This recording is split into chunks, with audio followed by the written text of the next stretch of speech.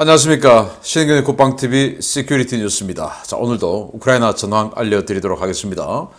제가 어제 오후의 시큐리티 뉴스에서도 알려드렸지만 이 러시아 내부 정세가 정말 푸틴 이 정권 입장에서는 정말 녹록지 않습니다. 그래서 푸틴 정권이 흔들릴 수밖에 없는 상황이 여기저기에서 마구마구 생기고 있는데 오늘은 또 어떤 게 터졌는지 이렇게 너무나 많은 것들이 터지면 결국은 이제 본물이 뚝이 확 터져가지고 본물이 되는 거죠. 지금은 이제 하나씩 구멍이 뻥뻥 뚫리고 있는 상황인데 나중에는 그냥 확 무너지게 되죠. 오늘은 어떤 구멍이 뚫렸는지 보겠고요. 자, 우크라이나가 서방으로부터 여러 무기를 공급받고 있고 또 자기네들이 공급받고 싶은 게 있는데 한국의 현무2 미사일 이거 지금 언급하는 것 같아요. 물론 이 어떤 내용인지 이거 한번 살펴봐야 되는데 도대체 우리 한국의 현무2 탄도미사일이 우크라이나에 가면 어떤 활약을 할 수 있는지 왜 이런 이야기를 하는지 알려드리도록 하겠습니다. 신인근의 굿방TV 구독, 알림, 좋아요 눌러주십시오. 자, 전과 먼저 보겠습니다. 병력 480명 사살했습니다. 전차 세대 격파, 장갑차 5대 격파, 차량 7대 격파, 야포 두문 격파, 그리고 오늘 오랜만에 전투기 2대 격추했네요. 이 중에서 하나는 수호이 24 공격기, 하나는 수호이 25 공격기, 이 공격기 2대인데 전부 바흐무트 전선에서 격추를 했다고 합니다. 자, 이런 전과, 그러니까 어제와 아주 유사하게 전차나 장갑차 같은 이 기계화 장비는 적고 그러나 병력은 역시 대대급 이상으로 많고 이런 상황이다. 그런데 이 병력 손실이 주로 뭐 계속 알려드렸지만 돈바스 지역에서 있죠. 그 중에서 특히 크레미나 쪽에서 러시아가 반격을 3군데에서 동시에 했는데 그게 대패로 끝나면서 그쪽에서 사상자가 또 특별히 많이 났다라는 보고도 함께 올라오고 있습니다. 자, 이런 전과를 바탕으로 상황을 보겠는데요. 러시아가 뉴스타트, 그러니까 새로운 전략무기 감축협정이죠. 그 전략무기 감축협정 11월 29일 날 이집트 카이로에서 미국과 러시아가 하기로 했는데 미국 대표단은 이미 다 출발했는데 갑자기 협상 하루 전에 일방적으로 연기를 통보했다라는 거예요. 미국 대표단 출발했는데 일방적으로 연기 통보했다라는 겁니다. 왜냐하면 이 뉴스타트 이거 하면 핵무기를 투발하는 자산들의 숫자까지 종류까지 전부 이제 제한을 촘촘하게 하는데 자기들이 지금 요즘 뭐 KH-55, KC-101 이런 거 핵무기 쏘는 미사일들을 마구마구 그냥 지금 공대지로 해서 기후나 이런 데 쏴버렸지 않습니까? 그래서 지금 협상하기에 조금 애매하다라는 생각이 했나 봐요.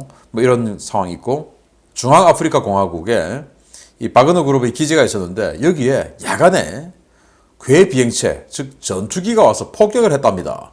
그래서 막사하고 뭐 창고하고 이런 게 박살이 났다고 하는데 괴 비행체, 그러니까 뭐 드론, 무인기 이런 거 아니고 전투기가 와서 대형 폭탄을 떨어뜨렸답니다. 누가 했을까요? 아직은 모릅니다. 누군지 저도 궁금합니다. 자, 미국과 유럽이 우크라이나가 지금 뭐 소형 발전기 돌려가지고 전기 공급하고 하는 게 너무 안타깝죠. 이 추운 이제 혹한으로 접어들었는데 그래서 우크라이나에 송전 지원을 검토 중이다. 검토만 하지 말고 빨리 전기 지원 해주었으면 좋겠습니다.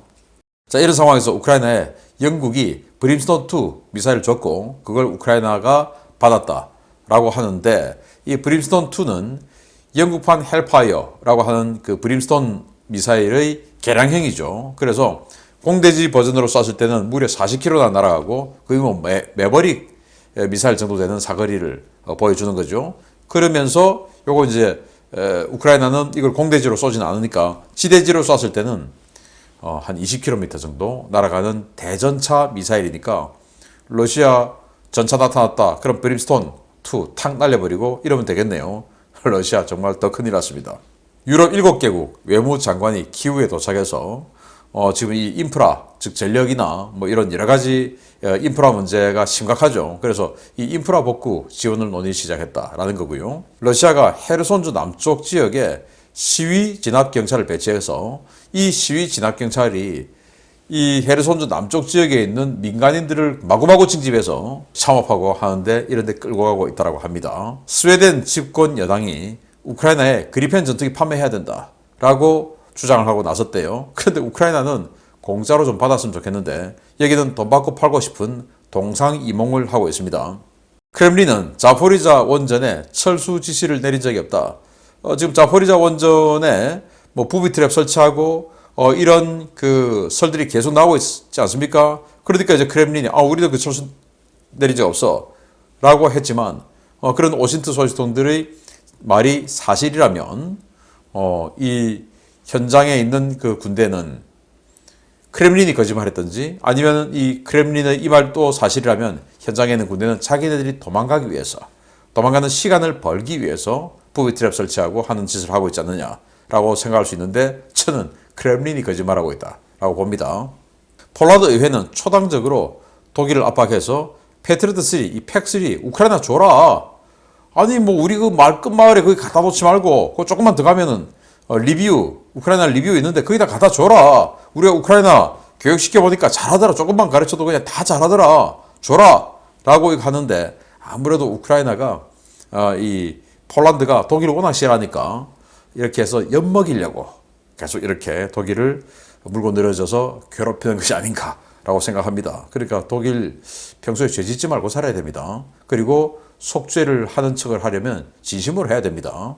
자, 그리고 러시아가 벨라루스의 토르 M2 이 야전 방공 시스템을 15개를 기증해서 국경 지역에다가 배치를 시켜서 국경 방공을 강화한다. 아니 뭐 누가 거기 가서 때린다고 합니까? 좀 이상한 짓을 해요. 그리고 모스크바 인근에서 러시아 동원 부대들 지금 뭐 동원해서 어떻게 훈련을 받든지 아니면은 집결해 놨든지 하는 그 장병들 있지 않습니까? 걔들이 그냥 뭐 통제가 안 돼서 완전 통제불능의 상태가 돼서 밖에 나가가지고 주류 상점을 약탈해서 무슨 뭐 마적대처럼 약탈해서 술 퍼마시고 있다라는 거예요. 자, 이 주류 상점 리코스토어의 CCTV에 찍힌 모습입니다. 막 그냥 마구마구 이렇게 와서 군인들이 동원 예비군들이죠. 그냥 들고 간답니다. 정말 뭐 여기가 벨고로드나 이 지역도 아니고 모스크바예요. 모스크바. 완전히 지금 러시아는 치안이고 뭐고 또 국가에 대한 충성심이고 뭐고 완전히 맛간 상태다라는 걸 이런 거 보면 알 수 있죠. 자, 이런 전선 상황 바탕으로 주요 소식 들어갑니다. 첫 번째입니다. 러시아군이 도네츠크주에서만 최소 10개 이상을 운영하고 있는 것으로 알려진 전투 임무 거부 장병 수용소에서 기적적으로 석방된 인물이 러시아로 돌아가 전선 상황을 폭로하며 러시아군 야전 지휘관들을 대상으로 법적 투쟁을 시작했다는 소식입니다. 러시아 야권과 여성계, 언론이 그를 지원하면서 전선 정치범 수용소 문제가 러시아 전국의 새로운 뇌관으로 부상하고 있습니다. 러시아 극동지역 연해주에서 동원되어 전선에 투입되었지만 전투 임무를 거부했다는 이유로 도네츠크주의 불법 지하 정치범 수용소에 감금되었던 가명 미하일 소노프 씨가 러시아 연방수사위원회에 자신의 상관들을 무더기로 고발하며 법적 투쟁을 시작했다고 러시아 야권 인사들을 인용해서 현지 독립 매체들이 11월 29일 일제히 보도했습니다. 지난 9월 징집되어 러시아 제5연합군의 보충병력으로 도네츠크 전선에 투입되었던 미하일 소노프 씨는 지난 2018년 외상성 뇌손상 진단을 받아 동원 면제 대상이었음에도 강제 동원되어 전선으로 끌려갔는데요. 전투 임무를 거부했다는 이유로 지난 10월 중순 수용소에 투옥되어 약 한 달간 수감 생활을 하다가 가족과 친지의 도움을 받아 극적으로 석방되어 모스크바에 들어갔습니다. 그는 기자들과 만나 도네츠크 현지에서 벌어지고 있는 아비 규환의 상황을 폭로했는데요. 그는 이러한 참상에 책임이 있는 현지 지휘관들과 장교들에게 반드시 법적 책임을 묻겠다면서 러시아 연방수사위원회에 소장을 제출했습니다. 그는 우리는 적전차와 포병에 맞서 단지 기관총만 들고 최전선으로 돌격했다라며 우리는 적진에 닿기도 전에 우리 포병이 뒤에서 쏘아대는 그라드와 박격포탄에 맞아 엄청난 피해를 입었다라고 폭로했습니다. 그는 전투 투입 전에 지휘관은 그라드나 박격포는 고정밀 무기가 아니기 때문에 포탄의 피해 범위가 매우 넓고 아군 피해가 발생하는 것은 정상적인 현상이다 라고 했다라며 나와 함께 연해주에서 온 많은 예비군들이 아군 포격 때문에 죽거나 다쳤다고 폭로했습니다. 그는 또 아군 대열에 대한 아군의 끝없는 포격 때문에 우리는 동료들의 시신조차 수습하지 못했다라며 당국은 우리를 동원해 군복을 입힐 때는 전선에 갈 일 없이 후방에서만 근무할 것이라고 약속했는데 도대체 왜 우리가 이런 일을 당해야 하느냐라며 당국을 성토했습니다. 손호프 씨는 지휘관들은 끝없이 거짓말만 늘어놓았고 보급품과 의료 지원은 아예 없었으며 악화되는 상황 속에서 나를 비롯한 13명이 전투 명령을 거부하겠다고 하자 지휘관들은 우리를 지하에 가두고 노역을 시켰다고 폭로했는데요. 그는 제5연합군 부사령관 등 일부 상관들이 당장 전장에 나가지 않으면 고향에 있는 어머니와 아내를 강간하겠다고 위협했다라며 일선 간부들의 끔찍한 발언들을 폭로했습니다. 손호프 씨가 이 지옥 같은 수용소를 빠져나갈 수 있었던 것은 지난 11월 13일 또 다른 동료와 함께 쓰러져 죽기 직전에 로스토프 온돈의 야전 병원으로 후송됐기 때문인데요. 그는 병원에서 탈출해 가족과 변호사에게 연락해 극적으로 모스크바로 돌아올 수 있었습니다. 그는 정당한 병역 의무를 회피할 생각은 없지만 모든 진실은 드러나야 하고 죄를 저지른 자들은 처벌을 받아야 한다라며 러시아 당국을 상대로 법적 투쟁에 들어가겠다고 선언했는데요. 러시아 정치권까지 번진 불법 동원과 비밀 수용소 문제가 러시아 전국을 뒤흔드는 또 하나의 뇌관이 될 전망입니다. 자, 계속 이제 나옵니다. 불법으로 끌려가서 정말 가혹한 그런 처우를 받다가 탈출한 사람들이 계속 나와요. 그래서 여기 이제 소장인데요. 이게 소장입니다. 그러니까 러시아 연방수사위원회, 러시아판 FBI죠. 여기에 이제 소장을 제출했다라고 하면서 사실은 연해주 출신인데 뇌손상을 받아가지고 2018년도에 병역 면제 혜택을 받았다. 군대 갔다 왔는데 이제 그 이후에 뇌손상 받아서 동원 면제를 받은 거죠. 동원 면제를 받았는데 그런데도 끌려갔다 이번에. 끌려갔는데 그래서 난 아파서 못하겠다고 하니까 자기를 이제 지휘관이 감금시켜버렸고 거기서 이제 죽을 것 같으니까 그 자기와 함께 다른 동료 2명을 로스토프 온돈의 야전병원으로 뭐 일반 병원이죠. 그 일반 병원으로 보냈는데 그 일반 병원에서 공중에 붕 떠버렸다는 거예요. 아무도 관리하지 않고 그냥 놔두고 가버렸다는 거예요. 그래서 자기 동료하고 같이 공중에 붕 뜬 상태에서 우리를 버리고 갔다라고 이렇게 이 사람이 이야기를 했는데 그래서 이제 가족에게 연락을 하고 그리고는 연해주로 가지 않고 모스크바로 가서 지금 이제 법적 투쟁을 시작했다라는 겁니다. 그러면서 이 사람이 한 이야기는 기관총만 주고 우크라이나군은 전차, 포병 이렇게 싸우고 있는데 우리는 그게 되고 기관총, 이 사람이 말하는 기관총은 진짜 중기관총 이게 아니고 AK-74 그걸 이제 잘 모르니까 그냥 자동 소총인데 기관총이라고 하는데 그 소총만 들고 돌격하라. 그리고는 돌격한 뒤에다가 러시아군이 박격포, 우리 아군 돌격하고 있는 병사들에게 박격포탄 날리고 그리고 그라드, BM-21, 122mm 다연장 로켓 그걸 쏴서 그것 때문에 죽는 사람이 너무 많다. 그래서 지휘관에게 이거 뭐한 짓이냐? 라고 하니까 지휘관은 이건 정상적인 거다. 원래 박격포나 저 다연장 로켓은 정확도가 좀 떨어져서 우리에 맞을 수 있는 거다. 라고 또 오히려 두둔하고 좀 그렇게 우리가 그럼 이제 못하겠다라고 하니까 지하에 가둬버리고 자 이렇게 됐다라는 겁니다. 그런데 자기는 뇌손상 때문에 원래 면제자인데 불법적으로 끌려왔다. 자 이런 것들이 이제 하나하나 밝혀지면서 이게 지금 뭐 제가 거의 매일 지금 알려드리고 있는데 이게 우리가 러시아와 아무 관계 없음에도 불구하고 참 어떻게 이렇냐라고 생각하는데 러시아 국민들은 어떻겠습니까? 정말 분노하겠죠. 머지않은 것 같습니다. 자 이런 상황에서 우크라이나가 한국제 탄도미사일을 보겠습니다. 최근 튀르키예에서 사거리 150km급의 장거리 타격 자산을 제공받아 러시아의 후방 시설들을 공격하고 있는 우크라이나가 이보다 훨씬 더 긴 사거리의 장거리 타격 무기를 공급해달라고 서방 측에 요구했습니다. 여러 무기들이 논의되고 있는데 우크라이나가 원하는 무기는 메이드 인 코리아인 것 같습니다. 러시아의 대대적인 미사일 공격으로 우크라이나의 에너지 인프라가 철저하게 파괴된 가운데 이번 주부터 시작되는 혹독한 추위로부터 우크라이나 주민들을 지킬 수 있는 가장 확실한 방법은 서방이 우크라이나에 장거리 미사일을 제공하는 것이라고 올렉시 다닐로프 우크라이나 국가안보 및 국방위원회 서기가 현지 시각 11월 28일 밝혔습니다. 다닐로프 서기는 11월부터 우크라이나 전역에 가해진 러시아의 미사일 공격으로 에너지 인프라가 파괴되어 많은 도시가 정전과 단수를 겪고 있다면서 이 같은 인프라 파괴가 올겨울 인도적 위기를 가져올 수 있다고 경고했습니다. 그는 에너지 문제를 해결하기 위한 가장 효과적인 해법은 사거리가 800km 이상인 미사일이며 이러한 미사일이 우크라이나에 공급되면 우크라이나는 더 이상 소형 발전기에 의존하지 않아도 될 것이다 라며 서방 측의 미사일 공급을 요청했습니다. 다닐로프 서기는 구체적으로 어떤 미사일 종류를 원하는지는 밝히지 않았는데요.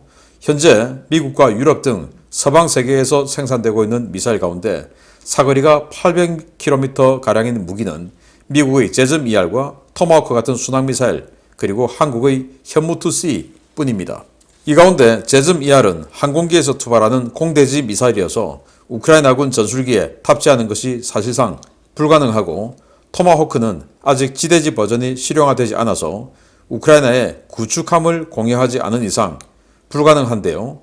이 때문에 일각에서는 우크라이나가 언급한 800km급 사거리의 미사일이 한국의 현무2C 탄도미사일을 지칭한 것이 아니냐라는 분석도 제기하고 있습니다. 우크라이나가 800km라는 사거리를 언급한 것은 미사일이 800km급 사거리를 가져야만 벨라루스 전역과 모스크바 인근 카프카스 지역에서 폭격기를 발전시키는 공군 기지들을 타격할 수 있기 때문입니다. 현무2C 미사일은 500kg급 탄두를 800km까지 투발할 수 있고 발사각에 따라서는 1000km까지 날릴 수 있어 우크라이나가 현재 획득을 원하는 미사일에 가장 근접한 성능을 갖고 있는 것으로 평가되고 있습니다. 미국은 우크라이나의 이러한 요구에 장거리 타격자산 공급 검토에 착수했습니다. 미 국방부는 현지 시각 11월 28일 가디언지와의 인터뷰에서 하이마스나 MLRS에서 발사 가능한 사거리 150km의 지상발사 소구경 유도폭탄 GLSDB를 내년 봄까지 인도할 방침이라고 밝힌 바 있는데요. 미국은 GLSDB 외에도 현재 대량의 재고를 보유 중인 구형 에이테킴스 등 사거리가 더 긴 미사일 공급도 검토하고 있습니다. 우크라이나가 원하는 대로 사거리 800km급 미사일을 손에 넣을 경우에 러시아 서부 군강구와 남부 군강구 관할 지역의 모든 폭격기 기지가 사정권에 들어가게 되는데요. 러시아가 신전략무기 감축협정 협상 하루 전 일방적으로 협상 연기를 통보하며 판을 뒤흔들고 있는 지금 우크라이나에 장거리 미사일을 공급해 본때를 보여줄 필요가 있어 보입니다. 자, 사거리 800km급의 미사일이 있으면 이 전력 문제 해결할 수 있다. 아니, 그게 무슨 말이냐. 그래서 도대체 이 말이 무슨 상관관계냐. 800km하고 전력 문제하고. 그래서 분석을 해보건데 지금 이 전력 인프라를 때리고 있는 그 미사일들이 뭐냐. 다 대부분 공대지예요. 공대지.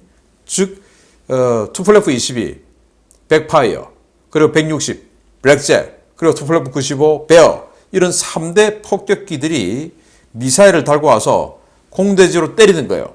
그러니까 이제 우크라이나 입장에서는 그 폭격기 기지를 없애버리면 우리가 안 맞는 거 아니냐. 이런 것으로 해석할 수밖에 없다. 그러면 서방에서 지금 800km급 탄도미사일이든 순항미사일이든 있냐? 있죠.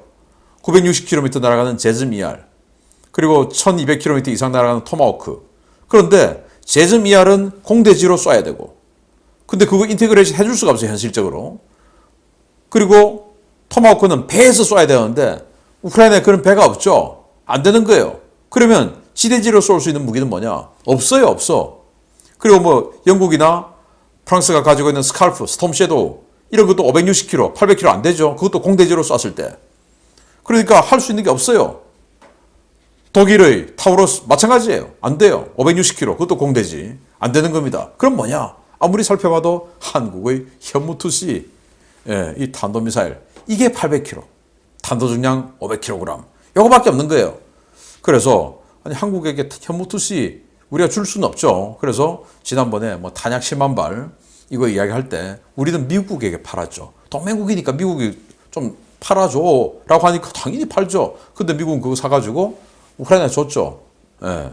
그걸 이제 뭐 우리에게 허락받고 했는지 안 받고 했는지 알 바가 아니고 어쨌든 우리는 돈 받고 미국에 팔았고 미국은 그걸 우크라이나에 줬고 이제 이런 게 우리 한국의 탄약 지원설입니다. 마찬가지로 이것도 한국에게 현무2 우리 미사일 좀 살게 한 50발 좀 줘, 50발 줘 해가지고 우리가 이거를 뭐 수천억 원 받고 팔고 미국이 그거 안 쓰고 우크라이나 주고 그건 미국 마음이고 그걸 최종 사용권자를 묻지 않겠다라고 계약하는 건 그건 또 미국과 우리의 마음이고 뭐 그럴 거 아닙니까? 그래서 800km급 이 현무2C를 받으면 어떻게 되냐? 러시아에 폭격기 전담 기지가 5개가 있어요. 극동 지역에 이르쿠츠크 기지, 그리고 몽골 지역, 즉 중앙아시아 지역에 하나, 그리고 이제 대부분 이 유럽 지역에 이렇게 3개가 있습니다. 엥겔스 공군기지, 여기 러시아에서 제일 큰 전략 폭격기 기지, 여기에 투플레브 95, 또 투플레브 160, 블랙잭 다 있어요. 여기에서 많이 와서 지금 때리고 있어요. 이거 타격권 들어오죠. 그리고 샤이코프 약기지, 뭐 당연히 여기는 가까우니까 사정권에 들어오고, 여기는 이제 백파이어, 또 라트비아 쪽에 오스트로프 공군기지, 여기도 백파이어 운영하는데 여기도 타격권에 들어와요. 그러니까 이 극동 지역과 중앙아시아 지역에 있는 폭격기 기지 말고 유럽 지역에 있는 나머지 3개의 폭격기 기지가 800km급 사거리만 가지면 전부 다 타격권에 들어온다. 그래서 이거 그냥 활주로 깨버리고 하면은 우리 때리러 못 올 거 아니냐. 쥐들이 다른 거 미사일은 지금 없으니까, 오직 공대지 미사일밖에 없으니까 라는 건데, 우리가 미국에게 현무2C 좀 팔죠 뭐. 그렇게 되기를 바랍니다. 그리고 미국이 현무2C를 직접 쓰든 뭐 다른 데서 쓰든 그거 우리가 묻지 않기로 하고 한 100발 정도 팔면 어떨까요? 누이 좋고 매부 좋고 우리는 세계 평화와 정의에 이바지하고 돈 벌고, 어떻습니까? 그렇게 되기를 바랍니다. 기분 좋습니다. 생각만 해도. 마치겠습니다. 감사합니다.